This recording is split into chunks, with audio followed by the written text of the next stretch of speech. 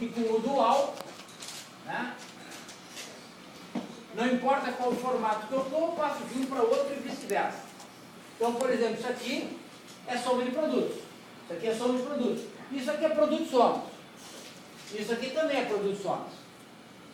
E o produto somas, que são essas regras duais aqui, elas também podem ser resolvidas dessa forma, mas é muito mais simples resolver como soma de produtos. Então é fácil de eu pegar esse formato e passar para cá. Tá? Então a gente usa muito a regra 2 e a regra 1, juntamente depois após ter usado a regra 8. Então, normalmente eu uso a 8 e depois eu uso uma dessas duas. Tá? Quando eu não uso exclusivamente a regra 11. A regra 11 eu sempre tenho que ter uma variável sozinha somada a um produto de variáveis. Aonde essa variável que aparece sozinha, nesse produto aparece ao contrário. Vejam, não é negada, eu não estou falando em variável negada, estou falando em ao contrário. Porque isso aqui também é a regra 11. Eu tenho aqui uma variável sozinha, e aqui nesse produto, a variável que está sozinha aparece ao contrário da que está sozinha. Então o que acontece? Eu elimino no produto a variável ao contrário. Então aqui nesse caso eu elimino o x negado. Nesse caso aqui eu elimino o x normal. É sempre aqui está, tá? É a variável sozinha que elimina a variável ao contrário. A variável sozinha elimina a variável ao contrário. Tá?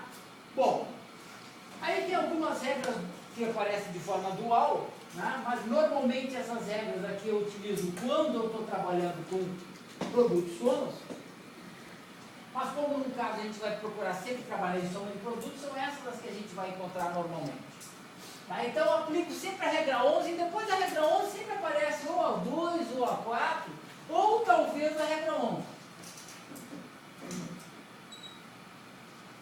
E toda vez que eu não puder aplicar mais a regra 8 nem a regra 11, não der para aplicar as duas, eu encerrei. A não ser que a expressão ela apareça com a barra de complemento.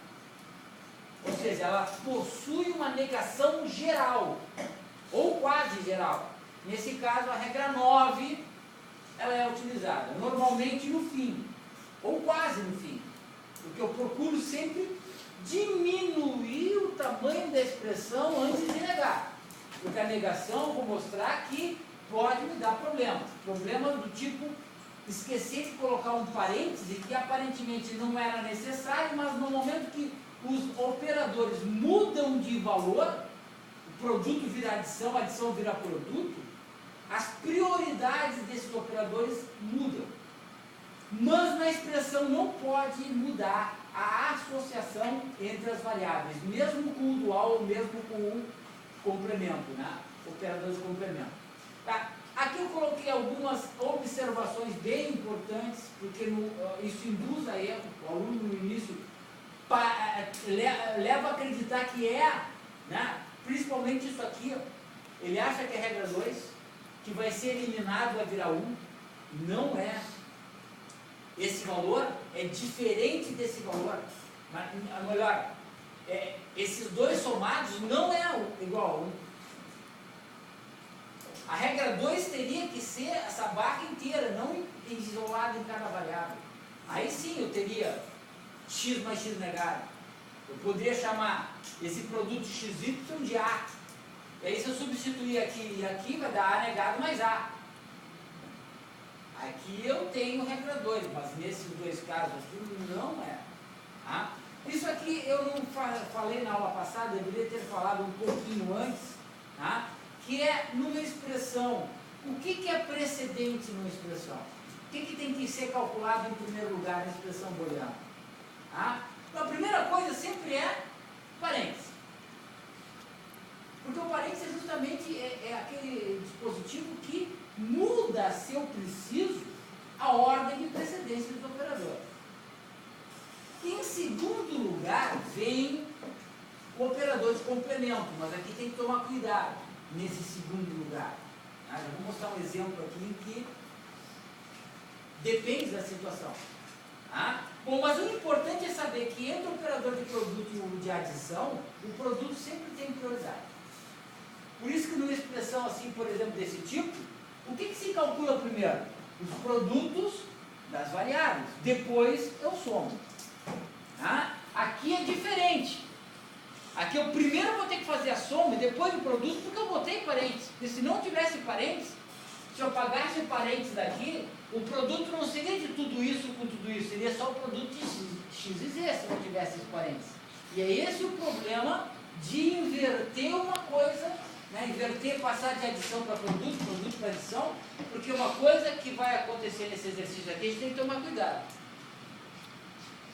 Bom, só para a gente botar como exemplo, se eu tiver uma expressão lógica do tipo A ou B, negar, qual a primeira operação que vai ser realizada aqui? Primeiro complemento ou primeira adição? Exatamente errado. Tá? Nesse caso aqui, bom, é fácil de colocar o exemplo que vocês vão poder encontrar o resultado.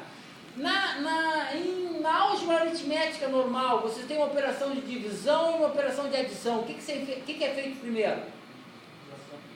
Todo mundo sabe que a divisão e a multiplicação é feita antes da soma e da subtração. E se eu tivesse que calcular uma média?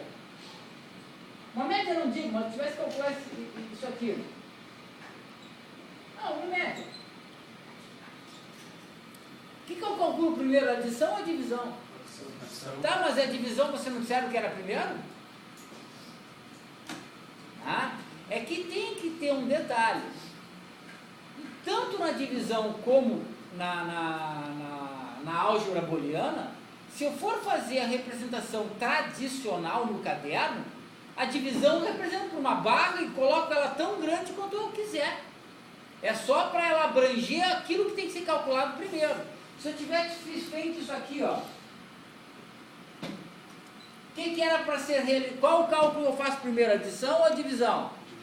Aqui é a divisão. Por quê? Porque a barra de divisão, ela está só no A. Eu não posso somar sem antes dividir. Mas o que a gente faz com a barra? Bom, no momento que eu aumento ela, muda o contexto. Porque aqui, aumentando a barra, eu estou fazendo surgir uma coisa que não precisa. Mas que se vocês colocarem em uma fórmula do Excel, por exemplo, vocês vão ser obrigados a colocar um parênteses aqui, não vão ter? Porque a barra, né, vocês vão ter que escrever a expressão numa linha. E aí, na hora de fazer A mais B dividido por 2, se você não botar o parênteses, quem é que vai dividir por 2? Só o B. A mesma coisa na barra de complemento. Isso aqui só vale quando a barra de complemento estiver individualizada, um pouquinho em cada variável. Se ela estiver compreendendo uma expressão lógica maior, ela é a última coisa que vai acontecer. Tá? Eu não posso negar, eu não posso complementar aquilo que eu ainda não calculei, que eu ainda não sei quanto é que é. Tá? Por isso que o parêntese aqui, ele não é colocado. Não é colocado porque não precisa. Porque o contexto da expressão escrita me diz que eu não posso negar enquanto eu não souber o que tem embaixo. A não ser que eu individualize a barra. Distribua a barra da expressão. De que forma? Aplicando a regra 9. A regra 9 é justamente para poder seguir essa precedência. Para poder seguir a precedência. Se eu for olhar aqui agora, o que eu vou fazer primeiro? Complemento ou produto? Complemento.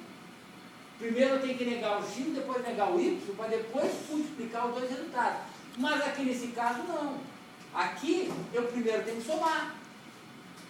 Fazer a adição lógica do x com o y para depois complementar. Então veja, é diferente analisar uma expressão onde todos os operadores estão individualizados, eles não têm nada que prendam eles, do que uma expressão onde aparece uma barra de complemento generalizada sobre a expressão toda.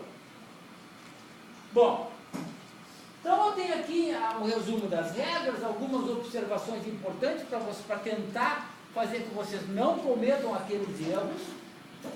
E aí a precedência, que em alguns casos, quando a gente aplica a regra 9, eu vou ter que tomar um certo cuidado, justamente por causa da troca de precedência.